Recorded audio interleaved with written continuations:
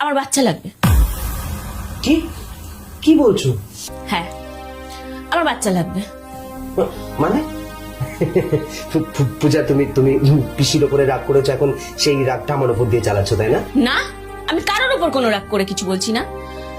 আমাদের বিয়ের 2 বছর হয়ে গেছে, আমার অনেক ঘোরাফেরা হয়ে গেছে, আমি ডিসিশন নিয়ে নিয়েছি আমার এক্ষুনি একটা বাচ্চা লাগবে, আমি এক্ষুনি মা হব। কি কি যে বলো না তুমি, বাচ্চা কি রেডিমেড নাকি যে বাজার থেকে কিনে নিয়ে আস? এই তুমি তুমি এখন বাচ্চার জন্য ডিনার করছো কেন? তুমি বলছো কেন বাচ্চা লাগবে না?